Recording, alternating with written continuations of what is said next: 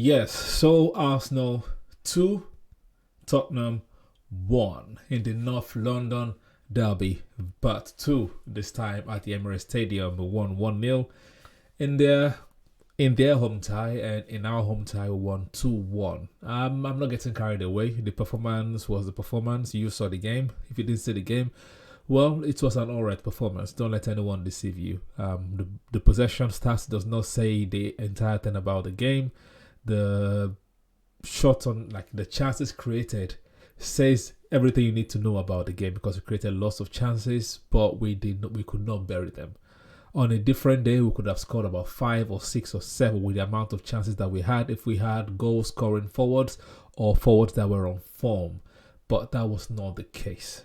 Before we go into all of the details, let's go back to the beginning. Starting 11, we played the strongest that we could have played. In my prediction, I predicted the front three of Martinelli, Havertz, and Sterling. But on the day, it was Trossard, Havertz, and Sterling, which turned out to be right, which proved to be right, because Trossard scored and Martinelli came from the bench. And his impact on the game, he could have scored as well. Could have scored 2-3 goals if he wanted to. If it was on form Martinelli, but Arsenal are not actually pouring right now. And the reason why I'm not getting carried away or too excited with the performance is because they are depleted. Their defense is absolutely depleted. And the first 20 minutes, we need lots of chances, but we did not do anything. They had a spell in between the 21st and the 24th minute, and they scored a goal from Son Heung-min. Compared to us, that in the overall 90 minutes, let's say we dominated about 70. No, we dominated about 85 minutes overall. We dominated about 85 minutes of the game, and we could only muster 2 goals. One own goal, good header from Gabriel anyway, because kept corner after corner after corner after corner after corner, and good finishing from Trossard. As soon as Odegaard passed the ball to Trossard, I think I and everyone watching the game knew that should be a goal, because Trossard. It was Martinelli made to have been sketchy, but with Trossard running onto the ball, which he should do more of, or which we should give him chances to do more of, he actually buried the chance. So I'm not getting carried away. It was a good win, but unfortunately we are not playing Tottenham every week in the EPL to the end of the season. All right, Liverpool dropped points. They are now 4 points ahead of us with a game in hand. Points on the board is better than a game in hand, and I hope that their fatigue continues and they drop points again. But we are meeting Aston Villa going forward, but we'll see how that turns out. But overall, I'll say it was an alright game overall. The boys performed well, good performance, because Tottenham were stylistically they suit us to play, because they come out to attack, they try to press high, and then we hit them on the counter attack. We soak in the pressure, hit them on the counter attack. Gabriel was immense, Saliba was immense, Myles Lewis-Skelly was immense, Partey was immense, Odegaard was immense. I think it's one of the best games he's played for us this season, or since he's come back from the injury. So that was good to see. Sterling was all right. If he had form and confidence, maybe he could have scored 1 or 2 goals. Trossard could have scored at least 3 goals. The amount of times that he scuffed balls in the first half. Havertz could have scored lots of goals if he was aware. The amount of time he pressed the keeper, got the ball from the keeper, and he could not even shoot. It's just crazy. But anyways, we'll say well done to the boys. North London is red, yada yada yada, all of that stuff. Let's get to a quick player rating. David Raya, good game. Myles Lewis-Skelly, I would say, also had a very, very good game. Gabriel, outstanding performance. He is my man of the match. Saliba, also very, very good game. And Jurriën Timber, very good game. He had Son Heung-min in his pocket throughout the game, apart from when he scored the goal. It was not near Timber at the time. So, very good performance for Timber. Thomas Partey, I would say good performance overall. He controlled the midfield. He kept everything fluid, kept everything flowing. He had 1 or 2 mistakes there. It's customary in big games. Partey seems to have one of those moments, but it did not cost us, so fair enough. Good game for Thomas Partey. Declan Rice, very good game. Again, he needs to start scoring, but he needs to know that he's an 8, no longer a defender. So he needs to start shooting from far, taking shots where he needs to take on shots, cross where he needs to cross, etc, not just taking set pieces. All right, Odegaard, very, very good game for Odegaard as well. On the left, Leandro Trossard, I would say good game overall. He could have buried lots of his chances, but he did not. So it is what it is. Havertz, all right game for Havertz.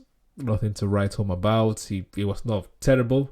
He was not great or good either. So all right game for Kai Havertz. And on the right, we had Sterling. Sterling had a good game.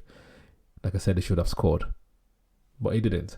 The subs that came on, Kieran Tierney, I'll say had an alright game. It's just mad that Tierney came on. He became the left winger.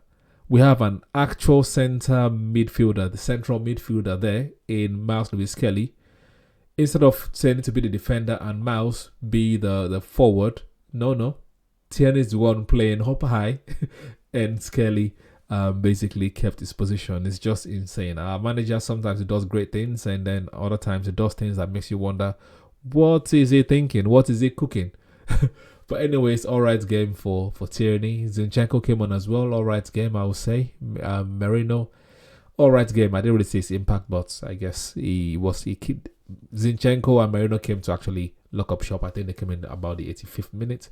So all right game for them. And the manager, I would say, good performance today because we were 1-0 down and we came back to equalize and actually win the game and sort it out. So good game for the manager. And quickly before, let's look at some post-match facts, and then I'll talk briefly about the Zubimendi stuff. So a quick post-match fact. I'm getting this from Opta Analyst. You can find the same thing, I'm sure, anywhere else on the internet. So here are some post-match facts from the Arsenal-Tottenham game.